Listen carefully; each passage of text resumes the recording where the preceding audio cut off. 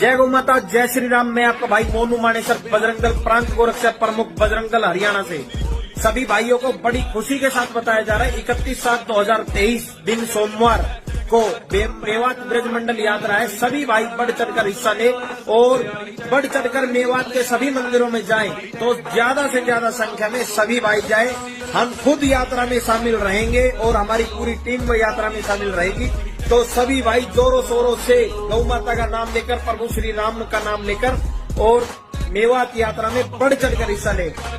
अस्सलामु अलैकुम सामीन। 13 मुहर्रम हराम और 1 अगस्त है। ख़बर का उन्वान है मेवात की मुकम्मल रिपोर्ट। मस्जिद के इमाम साहब समेत 4 लोगों की मौत और काफ़ी लोग ज़ख्मी। ये वीडियो आपने सुनी? ये वीडियो उस मोनू मानेसर की है जो जुनैद और नासिर के कत्ल का मुलजिम है, जिसकी तलाश में राजस्थान पुलिस हरियाणा कई बार आ चुकी है। यह आदमी नूह की रैली में शरीक होने के लिए लोगों को अपील कर रहा है, इकट्ठे होने की बात कर रहा है, और कमाल की बात यह कि हरियाणा पुलिस के हाथ नहीं आ रहा है। इसके बाद आप मेवात की मुकम्मल रिपोर्ट सुनें और आखिर में हम कांग्रेस लीडर रणदीप सुरजेवाला का बयान सुनवाएंगे ताकि आपको अंदाज़ा हो जाए कि सियासी पार्टियां क्या सोच रही हैं। रिपोर्ट के लिए मेवात से ही सरकर्दा समाजी कारकुन मौलाना मोहम्मद साबिर कासमी हमें राब्ते में हैं। मौलाना बता रहे हैं कि नूह में तशद्दुद के बाद तनाव में अब तक 4 मौतें हो गई हैं। नूह में 2 दिन के लिए कर्फ्यू लागू कर दिया गया है।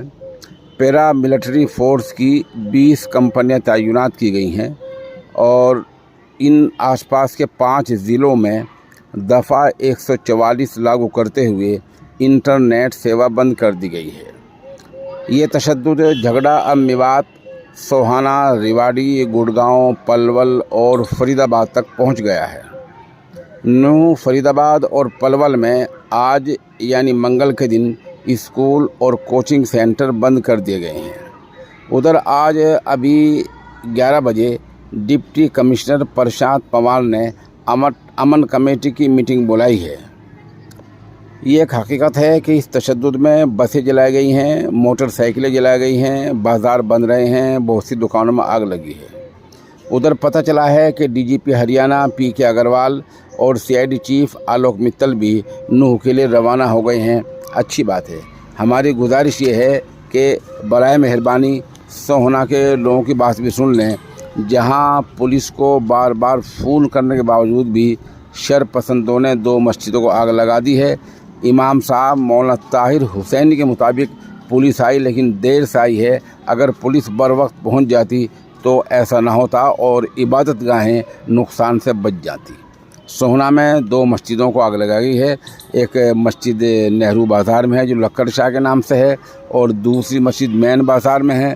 इन दोनों को आग लगा गई है, दोनों को जुज़वी नुकसान पहुंचा है। उधर गुरुग्राम में मस्जिद के इमाम साहब शहीद हो गए हैं, जिनका नाम हाफिज़ साद है। इस नाम की तस्दीक वहीं से मुफ्ती मोहम्मद सलीम साहब ने की है। गर्चे हमारे एक वीडियो कमिट में एक साहब ने मरहूम इमाम का नाम मुफ्ती नौशाद बतलाया है। बहरहाल इसकी तस्दीक की जा सकती है। मस्जिद के इमाम शहीद कर दिए गए हैं। उनकी मय्यत को, लाश को तिब्बी कार्रवाई के लिए भेजा गया है। ये मुकम्मल तस्दीक शुदा बात है, इसमें कोई शक व शुबा नहीं है। उधर वज़ीर आला हरियाणा और वज़ीर दाखिला हरियाणा ने अमन व शांति की अपील की है। बता दें कि इबादत गाहों के नुकसान की और इमाम के शहीद होने की जो खबर है वो कौमी मीडिया ने अभी नहीं दिखाई है। क्यों? क्या इसलिए कि मामला एक ख़ास समाज से मुताल्लिक़ है?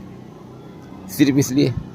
दूसरी बात यह है कि जिन पुलिस वालों ने अपनी ड्यूटी में कोताही की है, बराए मेहरबानी उनको बर्खास्त किया जाए।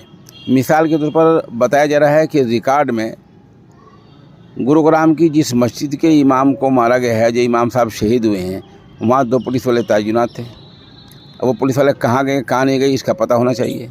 सोहाना की मस्जिदों को आग लगाने के वक्त से पहले, आधा घंटे पहले, इमाम मस्जिद ने पुलिस चौकी में फ़ोन किया पुलिस देर से पहुंची, इसका पता लगाना चाहिए। तो इन लोगों को जवाबदेह बनाना चाहिए। जब तक आप जवाबदेह नहीं बनाएंगे तब तक हालात नहीं सुधरेंगे। बहरहाल अमन व अमान बुनियादी चीज़ है, अमन कायम रहना चाहिए। और इसके लिए जो हमारे वज़ीर दाखिला अनिल विज हैं, उन्होंने कल बहुत सख्त आदेश दिए हैं। हमें उम्मीद है कि पुलिस उनकी हिदायत पर अमल करेगी। अब आप कांग्रेस लीडर रणदीप सुरजेवाला का एक वीडियो बयान भी सुन लें। नमस्कार साथियों, जो आज नू मेवात में हो रहा है, मानेसर और गुड़गांवा में हो रहा है, जिस प्रकार की हिंसा की खबरें आ रही हैं, जिस प्रकार की आगजनी की खबरें आ रही हैं, लोगों के घायल होने की खबरें आ रही हैं, पहली बार हरियाणा के इतिहास में धार्मिक टकराव की घटना हुई है। ये अपने आप में भयावह है। हरियाणा की आत्मा को छलनी करने वाले हृदय विदारक दृश्य देखने को आए हैं। और गुड़गांवा जैसी मिलीनियम सिटी, उसका रास्ता बंद होने की तथाकथित खबरें और ज्यादा चिंताजनक हैं, क्योंकि पूरी दुनिया की सारी इंडस्ट्रीज गुड़गांवा मानेसर के इलाके में हैं और ये देश के उद्योग का पहिया है। इन सब के लिए भाजपा जजपा की सरकार जिम्मेवार है। खुद मुख्यमंत्री श्री मनोहर लाल खट्टर जिम्मेवार हैं, जो कानून व्यवस्था पर काबू नहीं कर पा रहे या जानबूझकर कानून व्यवस्था को तोड़ने की इजाजत दी जा रही है। मैं अपील करता हूं भारतीय राष्ट्रीय कांग्रेस की ओर से दोनों पक्षों को कि हिंसा किसी चीज का सॉल्यूशन नहीं। हिंसा करने वाले तत्वों के खिलाफ, वो किसी भी धर्म या जाति से हो, कड़ी कार्रवाई हो। खुद मुख्यमंत्री श्री मनोहर लाल खट्टर को पूरे मामले का संज्ञान लेकर आगे आकर सभी पक्षों को वार्तालाप के लिए बुलाया जाना चाहिए और जो व्यक्ति हिंसा के अंदर शामिल पाया जाए उसके खिलाफ कड़ी कार्रवाई करनी चाहिए। मुख्यमंत्री खट्टर साहब हाथ से हाथ धरे बैठे हैं। जब से भारतीय जनता पार्टी आई है, जजप्पा की सरकार आई है, भाजपा जजप्पा की संयुक्त सरकार आई है, कभी जाति के आधार पर, कभी धर्म के आधार पर एक शांति प्रिय प्रांत हरियाणा, जिसमें कभी जातीय और धार्मिक दंगे नहीं हुए, पहली बार पहले जातीय और अब धार्मिक दंगे हो रहे हैं। अगर सरकार कानून व्यवस्था मेंटेन नहीं कर सकती तो खट्टर साहब और दुष्यंत चौटाला को इस्तीफा दे देना चाहिए। सबसे पहली जरूरत है शांति बनाए रखने, सबसे पहली जरूरत है मुख्यमंत्री सभी पक्षों को टेबल पर बुलाएं, वार्तालाप करें और दंगाई तत्वों के खिलाफ कड़ी कार्रवाई करें। यह जरूरी है, न केवल हरियाणा की साख के लिए, परंतु साथ लगता केंद्रीय राजधानी दिल्ली है। अगर यही कानून व्यवस्था मेंटेन नहीं हो कर पाएगी भाजपा जजपा, तो कहां कर पाएगी। इसलिए हरियाणा के लोगों और अमन चैन के लिए मैं अपील करता हूं, सब साथियों को शांति बनाए रखें और दंगाइयों का साथ मत दे। दंगाइयों पर कार्रवाई हो और सरकार अपनी जिम्मेवारी और राजधर्म जाने। धन्यवाद, नमस्कार, जय हिंद।